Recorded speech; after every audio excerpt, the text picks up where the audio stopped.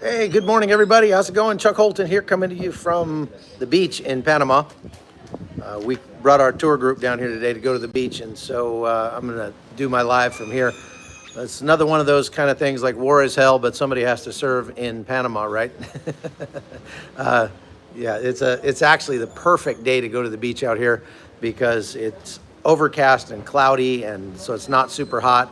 The waves are not too bad, and it's just a beautiful, beautiful place to be. And there's a lot of history behind this, and I'll talk about that more in just a minute. But first, I wanted to just get into the topic of today's discussion, and that is Russia declared a 30-hour ceasefire over Easter and said that they were going to stop fighting unilaterally. So whether or not Ukraine did anything, they were going to stop fighting over Easter for 30 hours. Now, in that 30-hour time period, there were something like 2,000 attacks by Russia. Those are drones, artillery, and rockets that continued to rain down on Ukrainian cities. 3 Ukrainians were killed during that quote-unquote ceasefire.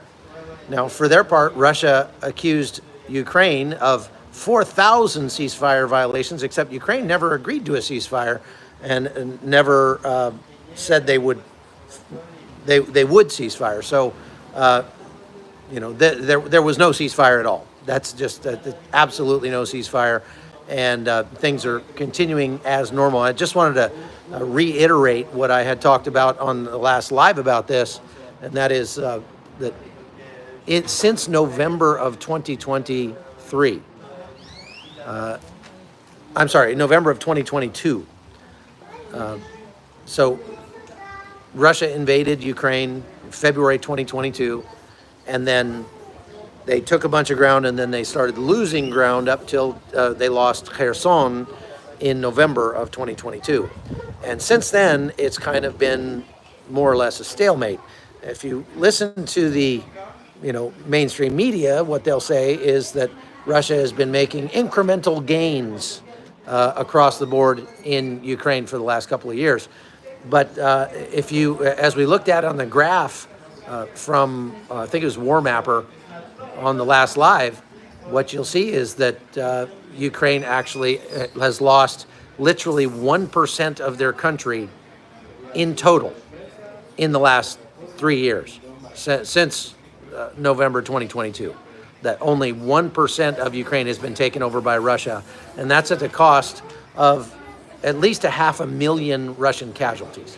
And that is not a sustainable thing at all. There's no way they could sustain that.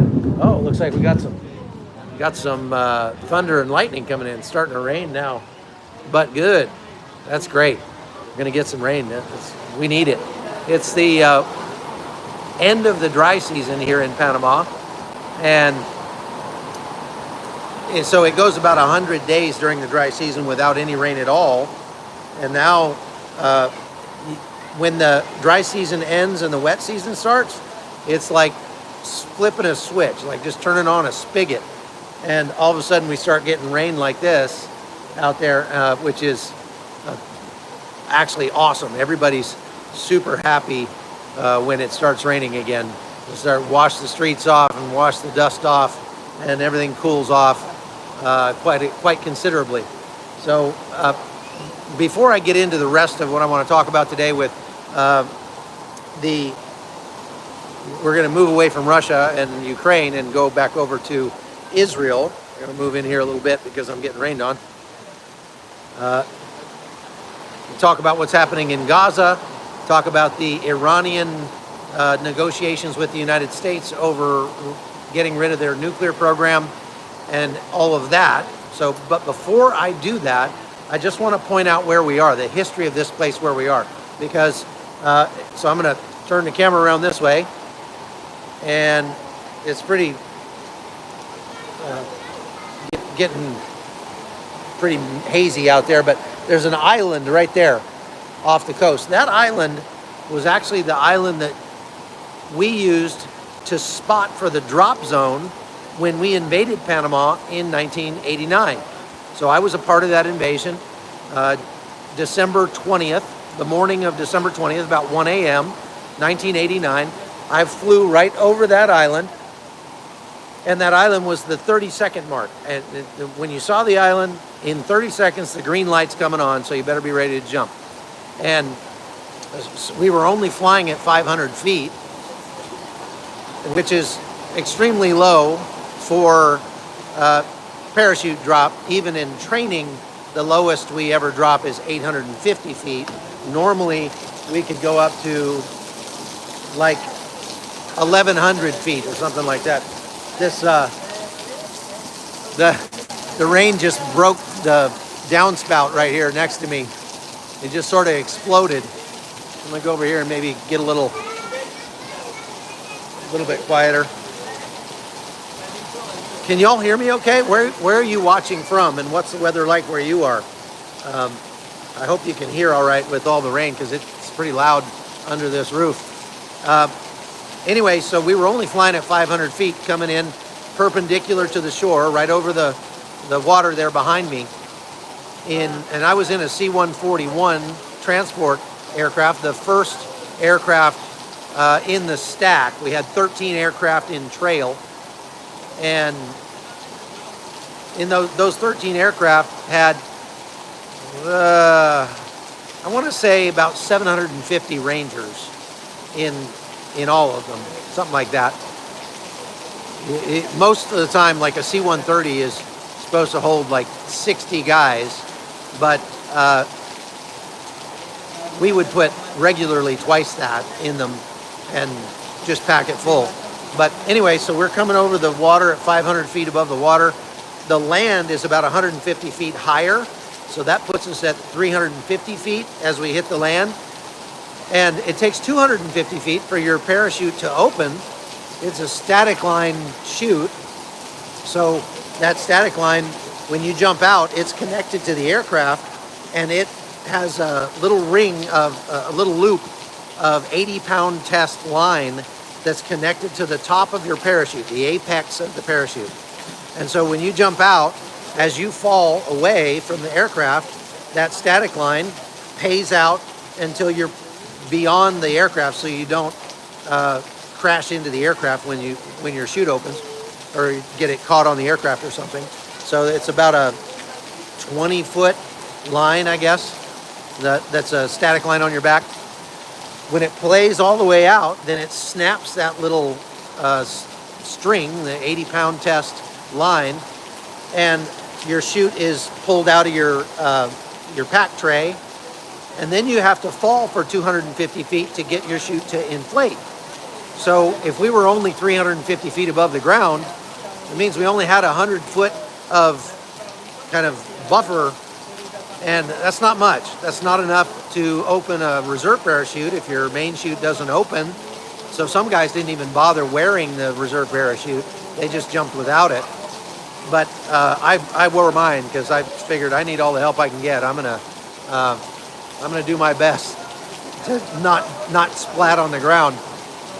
But so the upshot of all that was that we ended up only being in the air for about 15 seconds. From the time you stepped out of the airplane to the time my feet hit the ground at Rio Hato was only about 15 seconds. And that was pretty intense. Of course, they were shooting at us as we came down, So I didn't want to be in the air any longer than that. As soon as my feet hit the ground, I rolled over and looked up, and my chute was above me, still deflating, and I saw tracer rounds go through my parachute. Boom, boom, boom. So somebody was shooting at me. Woo! Man, this rain we got a real Panama rain going here. This is great. You know how the Eskimos have like 6 different words for snow? But here in Panama, we have 6 different words for rain. And, everything from just a light mist to what they call an aguacero. And an aguacero is just a gully washer. And so what's my highest jump? Probably 1,500 feet, because I never jumped free fall. I was not a free fall parachutist. I was only a static line parachutist. I have 101 parachute jumps, but they were all static line. And the highest I think I probably ever jumped, I might have jumped at 3,000 feet one time out of a casa or something. But I don't remember. I mean, they kind of all run together. But anyway, so just back behind me over here is Rio Hato airfield that we dropped onto during the invasion. And now it is a golf course and a resort that's a kind of a Colombian drug money laundering project. But the airfield's still there. It's been improved and widened and lengthened. And now it's an international airport, even though they don't have they only have one flight going to Canada, and that's it. If they ever get a flight out of here to the United States, it'll change my life, because I live like 45 minutes to an hour up the mountain, and so it would save me an hour of driving easily if I could fly out of this airport instead of the main airport in Panama City. But somebody asked if I'd ever been hurt jumping. Not badly hurt. Of course, you bang up your knees and your back and your ankles and stuff when you're jumping. There was one time that we were supposed to deploy, and I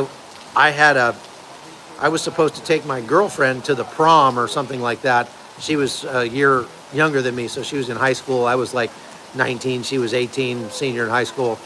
And I wanted to take her to the prom. I didn't want to go on this deployment that was going to make me miss it, because then she was going to go with somebody else if I didn't take her. So I figured, well, I can go to the prom with a broken leg. So I was trying to break my leg. We had a jump clearing exercise the week before, and I was literally trying to break my leg doing what they call a figure 4 landing, where you land on one leg with your other leg kind of in your knee. And even doing that, I couldn't break anything.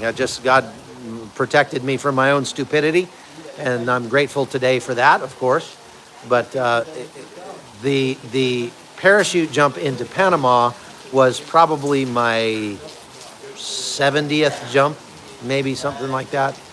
And of course, that's the only combat jump that I had, because it's the only combat jump there was during the time that I was in the military.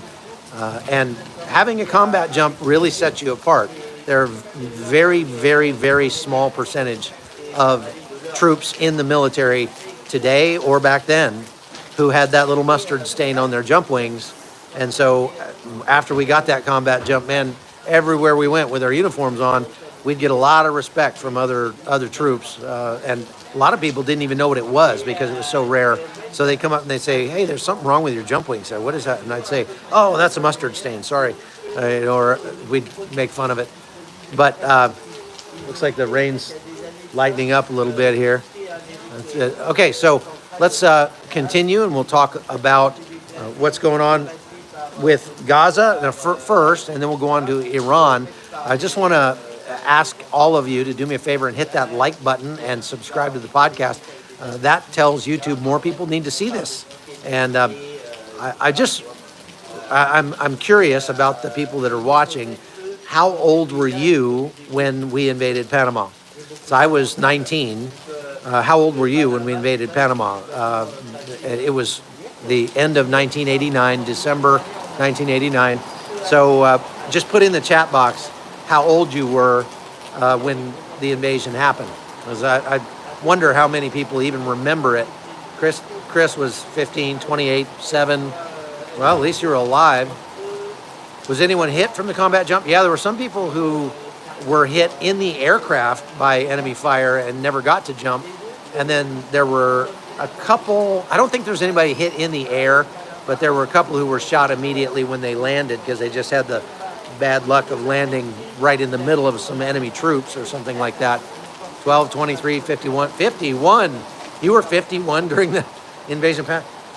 Greg, how old were you during the invasion of Panama? 39. There's somebody here who was 51 during the invasion of Panama. So that make you in your 90s now? Wow, awesome. 44, 18, amazing.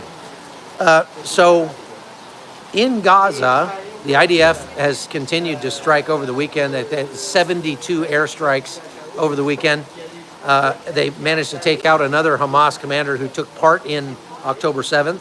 And it's nice that they're cleaning off that list that they made. And in, I think it was Saturday, there was an ambush. An IDF group of scouts was scouting a location and got ambushed by Hamas coming out of some tunnels that had already been cleared. So they thought they had cleared and collapsed the tunnels or closed them up, but Hamas, this was, more at the beginning of the invasion or the war, but Hamas had apparently dug the tunnels out again and were hiding in those tunnels and came out and hit their vehicle with an RPG, rocket-propelled grenade, and killed one IDF soldier and wounded 5 more. That's the first IDF troop to die since the end of the ceasefire in Gaza. So that's since March 18th. It's a kind of a grim milestone. There was another IDF soldier that died in an accident, or it was defusing a bomb or something, got blown up, but it wasn't in Gaza, it was up in the north. So as far as I know, that's the only IDF troop to die since March 18th, which is, it shows kind of that the IDF is learning.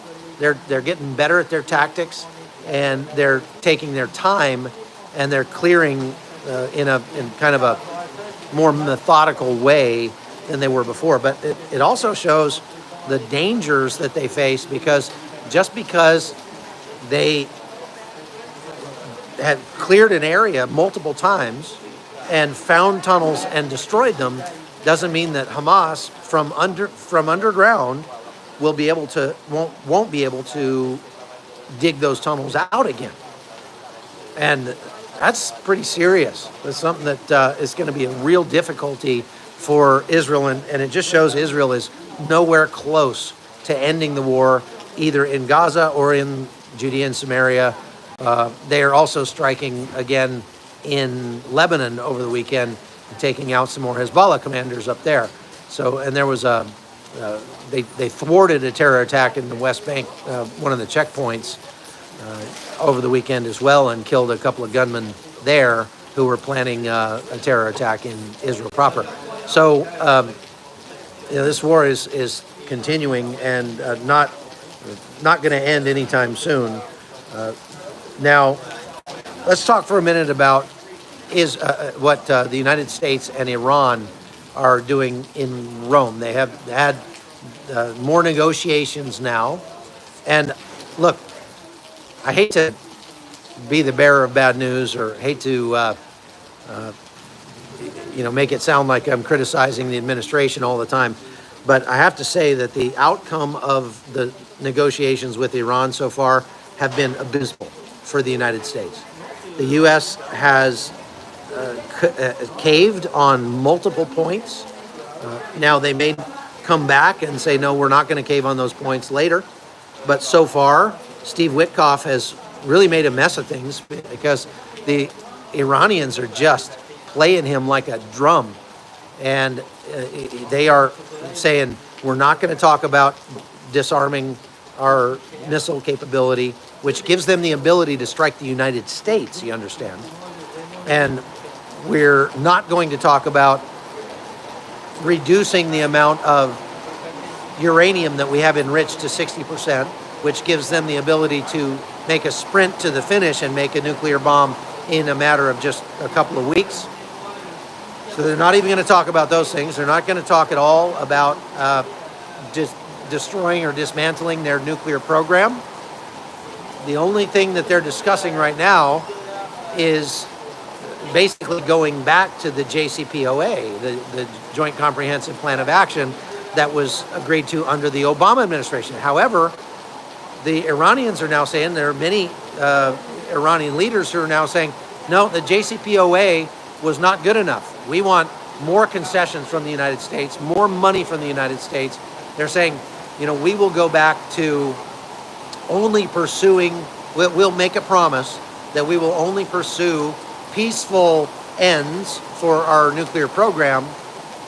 And in exchange for that, the United States is going to remove all sanctions, let us have all the money that's been frozen, and et cetera, et cetera. I mean, it's just a terrible deal for the United States.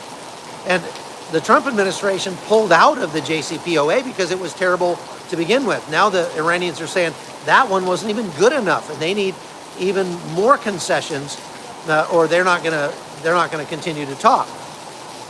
And Steve Witkoff seems to be like, oh well, okay, well we can discuss that. You know, we'll think about it. We'll talk about it. We'll, you know, whatever. But this is, yeah, foolish is an understatement. You do not negotiate with dictators, with tyrants, by coming hat in hand, ready to make concessions. You've got to show them strength. Strength is the only language that they speak, that they understand. And so far, this is not the art of the deal. And neither is it the art of the deal with Russia. Russia is now, after this non-ceasefire they had over the weekend with Ukraine, is saying to the United States, we'd be willing to talk about various business relationships with the United States, and in exchange for that, some sort of ceasefire on targeting certain, you know, energy infrastructures or residential areas or something like that. And they're not saying they would be willing to stop targeting those areas. They're just saying that they'd be willing to think about starting to maybe talk to the United States, potentially if the U.S. were to promise them some concessions, some more concessions, more than they've already given Russia. So again, this is not the art of the deal. This is not going well in negotiations, either with the Russians and Ukrainians or with Iran. And all of the bluster that President Trump made during the election cycle about stopping the war in 24 hours and about how, oh yeah, I'll turn Iran over my knee kind of thing. All of that is now making President Trump look really, really weak and foolish. And the whole world sees it. The whole world is saying it. If you're outside the United States and you're watching the world media, they're saying that President Trump is weak. Okay?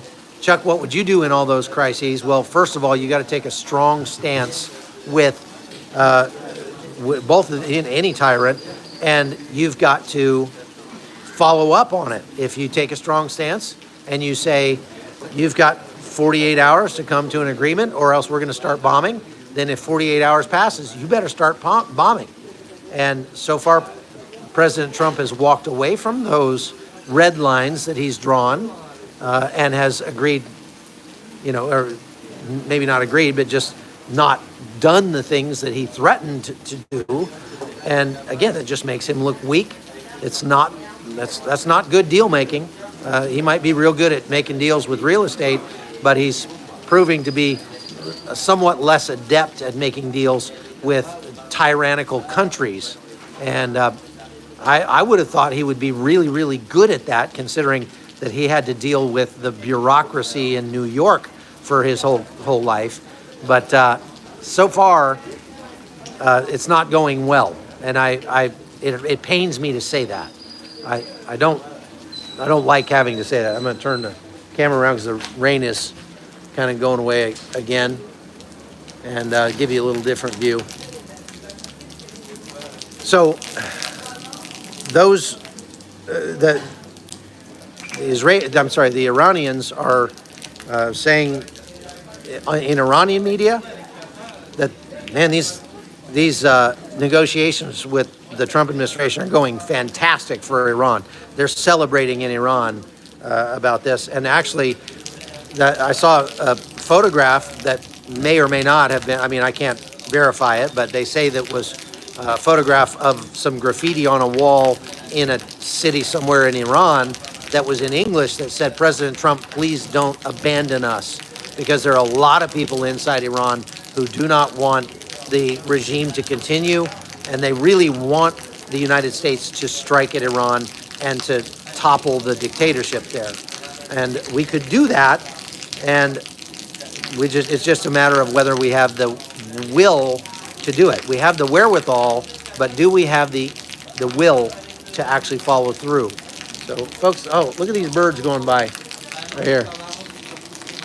See those seabirds? Woo! A whole line of them. That's fun. I like seabirds. So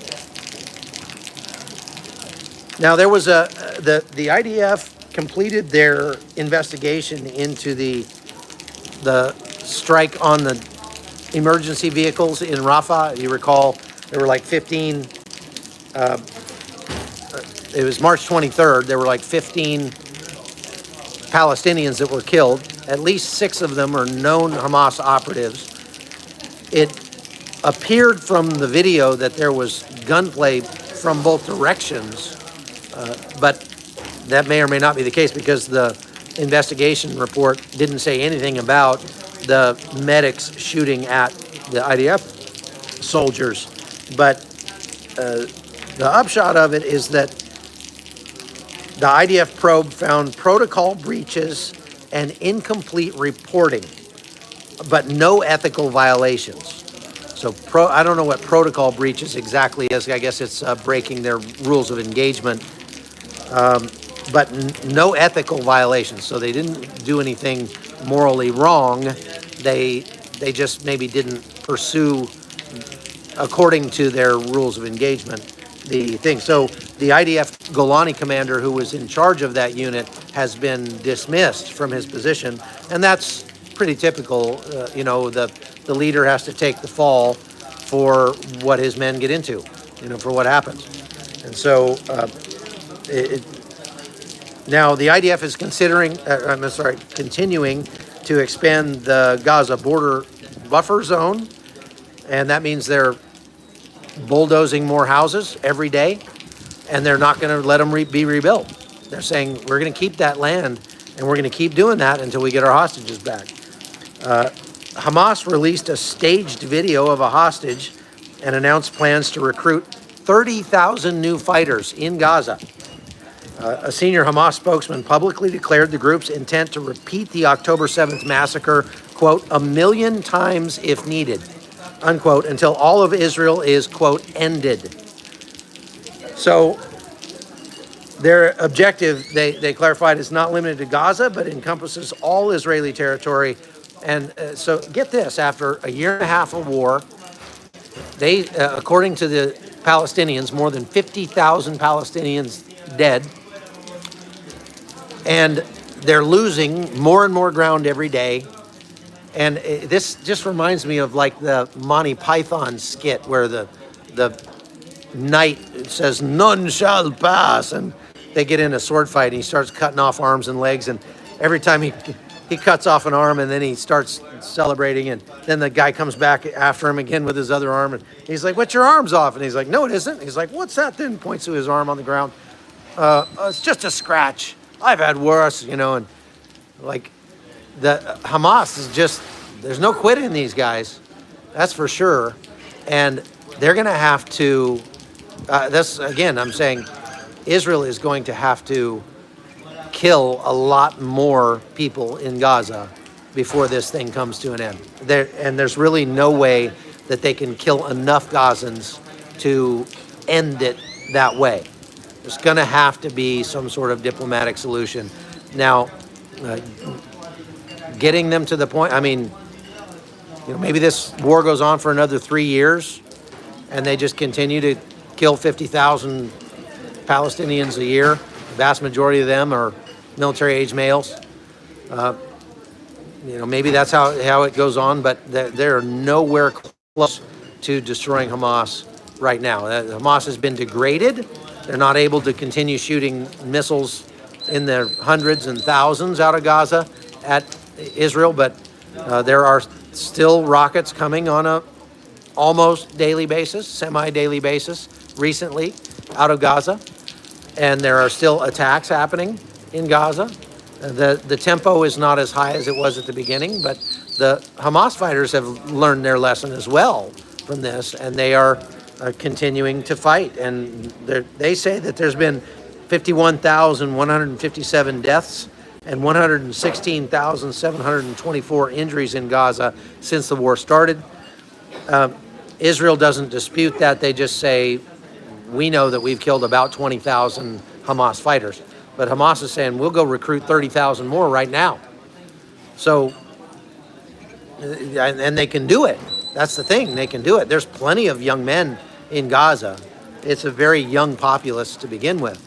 And it's not like they have a choice. Hamas shows up at your house and says, you're joining the military and you're gonna go fight the Israelis. You better say 3 bags full, Allah Akbar, and just move out because it's, one of those, you're gonna join the army and we're gonna kill your family. Or we're gonna kill your family, that kind of thing. So IDF troops killed a Palestinian gunman at a checkpoint in northern Hamesh. There were raids throughout Judea and Samaria over the weekend. Hamas is calling for a siege of the German embassy in Ramallah. There's still a German embassy open in the West Bank area of Ramallah. And Hamas is calling for a siege of the German embassy because the Germans have been supporting Israel in this war and have given military aid to the IDF. There are more people leaving Gaza every day, and they're leaving through Israel. This is interesting, and it's not getting a lot of reporting on the mainstream news. But there are dozens, probably, of people that are crossing at the Kerem Shalom crossing into Israel every day, Palestinians from Gaza, with the permission of the IDF, and it is limited to those with a first-degree relative holding foreign citizenship, or those who can request family evacuation through their embassy, which then coordinates with the Israeli authorities, or medical patients with companions can leave, or individuals holding student or work visas in third countries, not Israel, of course, and those with foreign residency or citizenship are being allowed to leave. So people from that group, which is not a lot, there are probably thousands of people in Gaza who hold citizenship or residency in a third country in Europe or somewhere else, or have medical needs or stuff like that. And so you're going to see this ramp up as they figure out that there's a loophole and you can get out of Gaza and go somewhere else.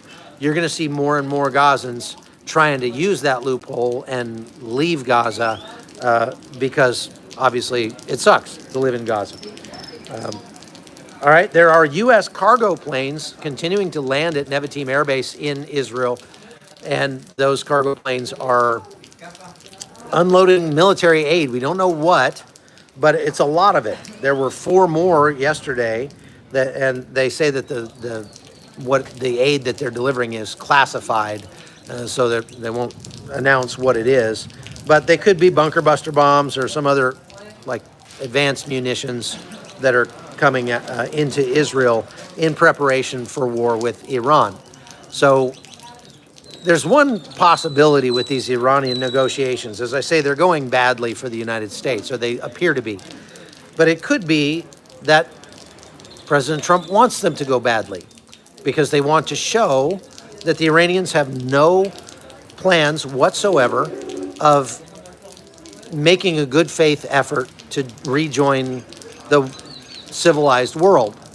And then it will give him a stronger case for bombing Iran in a couple of weeks. So it might be that he's perfectly happy with the way that the negotiations are going, even though it looks like they're going very badly. So just a thought. There's a panga boat. Those are fishermen that work off the coast of Panama. You know, the word Panama in the original indigenous language of the Cacique Indians meant plenty o' fish.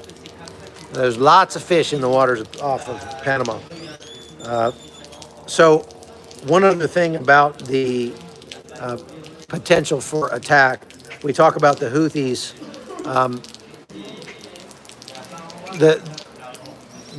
The United States has made about 70 strikes over the weekend on Yemen. So they're continuing to bomb Yemen. But some leaders, some higher ups, you know, top brass in the U.S. military is starting to point out a little more forcefully, perhaps, that the United States is not going to bomb its way out of this problem. There's going to have to be boots on the ground to actually finish this fight with the Houthis. And, you know, really the best way to do it would be to go after Iran militarily, so they are cut off from their source of supply, and then continue to bomb the Houthis until they're just very degraded. But do you want this to go on for a year, 2 years, 3 years? Is it? I wonder if you're American, how do you feel about the United States being involved in an air war against Yemen, not a ground war, but an air war for the next 2 years or 3 years? Or do you want to see them ramp it up? Okay, I mean, ramp it up like big time to the point where our enemies are begging us to stop. And we could do that in a matter of weeks, most likely. Get them to the point where they're really over a barrel economically, and then we could end it. Yeah, I think most people want to see the United States get this done. So if you have President Trump's phone number, send it to me and I'll call him and tell him to hurry up and get this thing done and stop half-stepping it as they're doing so far. The IDF struck several targets inside Lebanon, and over the last several days, and after those strikes in central Lebanon, reports deal a significant wave of attacks in nearby western southern region. In another southern locality, Hezbollah supporters were filmed chanting allegiance to their leader as smoke from the strikes was visible in the background. So the IDF is continuing to take out Hezbollah, and Hezbollah is trying very hard to show that they've got the same no-quit attitude that the Hamas has, but we'll see how that goes. The Syrian regime under HTS apparently seized a truck loaded with smuggled weapons in southern Syria, just south of Damascus, and was heading for the border with Israel, or the West Bank border over there.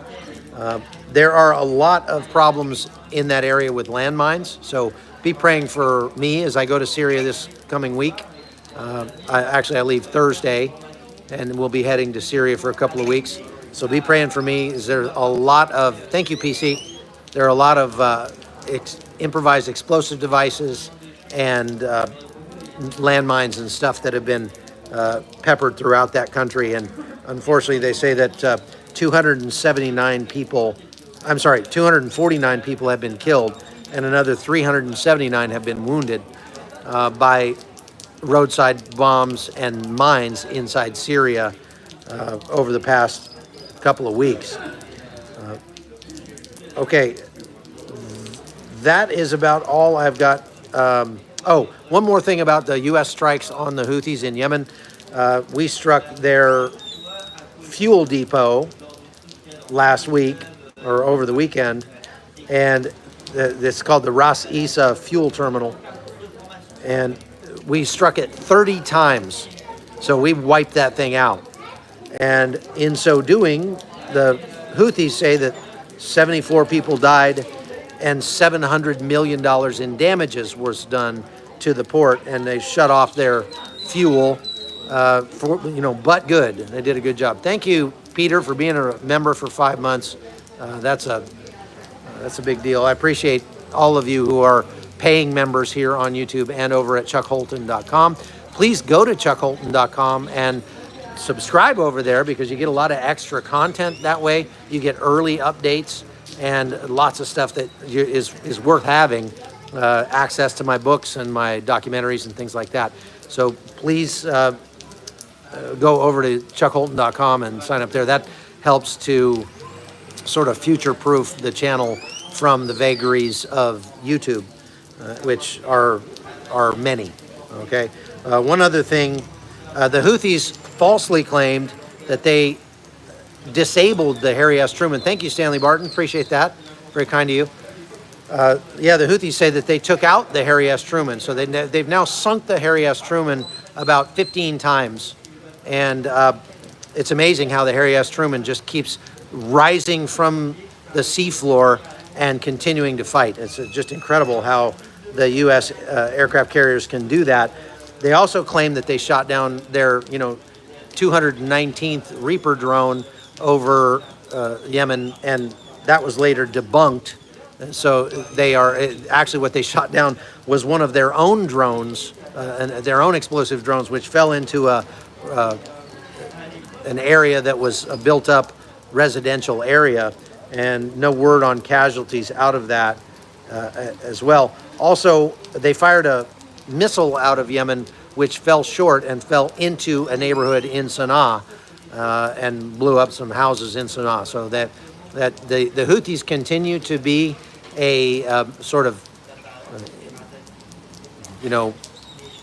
humorous sideshow to this whole conflict.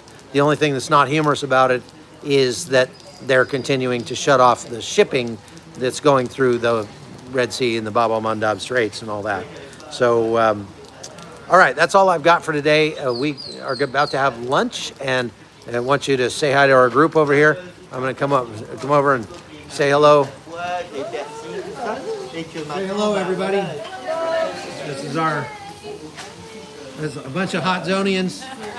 They're enjoying. Are you guys having a good time? Good. All right. So we're having fun. And you can too. We're going to do more of these trips. So if you're interested in joining us on one of our tours, just send an email to info@holtonnews.com. info@holtonnews.com. Maybe one of the mods can put it in the chat there. And send an email and say, I'm interested in a tour, and we'll send you information on our upcoming tours. So we'd love to have you join us in Armenia or here in Panama, the ones we do in Colombia and all that. And if there's a place you'd like to see us do a tour, then put it in the chat, and I'll go through there and I'll consider it. I mean, I don't want to do one to Israel again, because there's 1,000 tour groups that will take you to Israel. You don't need me to take you to Israel. But someplace else that's a little more off the beaten path, we might have a good time. So put your suggestions in the comments, and I'll go through and read them a little bit later. All right, thank you very much for watching The Hot Zone. I appreciate all of you, and we'll see you again next time.